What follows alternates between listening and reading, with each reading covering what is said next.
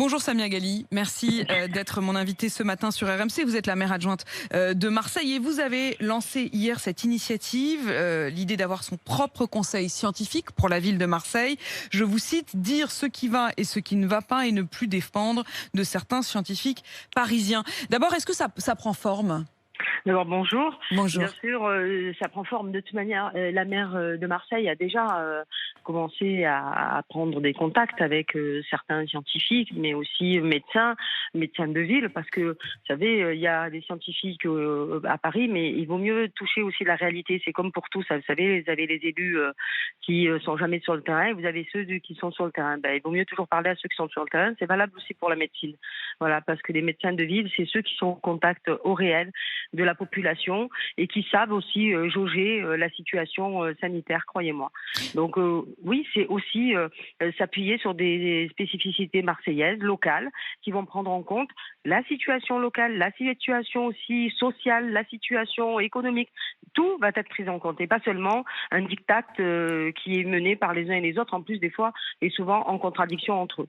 Un diktat. Est-ce que vous n'allez pas un peu loin, Samia Ghali ? Le conseil scientifique, d'ailleurs, national, il n'y a pas que des Parisiens. Je pense par exemple à Bruno Lina, il est médecin lyonnais.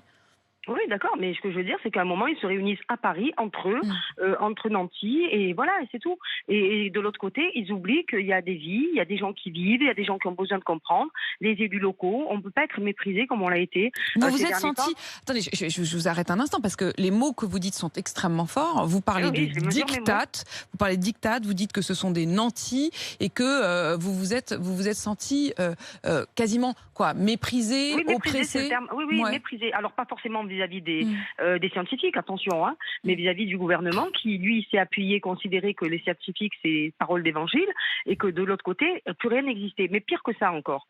C'est pas ça le plus grave, parce qu'à la limite, les scientifiques, moi, encore une fois, je suis néophyte en la matière, donc je leur fais confiance, et ils ont tout mon respect et ma considération. Mais c'est pas ça. C'est que lorsque vous avez des choix qui sont faits à Marseille, et que dans la même semaine, pour les mêmes raisons, des choix inverses qui sont faits dans le reste de la France, il y a de quoi se poser des questions. Moi, je veux bien, elle est où la partie scientifique là-dedans ? Si un scientifique qui considère qu'il faut fermer les restaurants à Marseille, pour les mêmes raisons, pourquoi il ne considère pas qu'il faut fermer les restaurants à Paris ? C'est ça que je ne comprends pas. Il y a clairement les privilégiés à Paris et Marseille.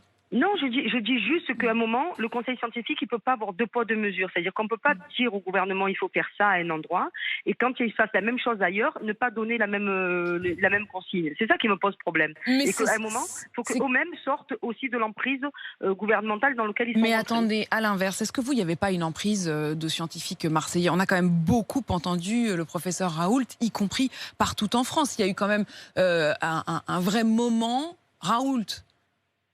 Oui, mais excusez-moi, un rayonnement d'ailleurs sur le reste de la France, dont vous étiez très fiers. Mais d'abord, à juste titre, parce que c'est quand même le summum en matière d'infectiologie. Il est reconnu comme tel au niveau national et voire mondial. Alors si ça, maintenant, en France, vous voyez, rien que parce que c'est un Marseillais, on veut le mépriser, eh ben, ça va 5 minutes, quoi. Mais Samia Ghali...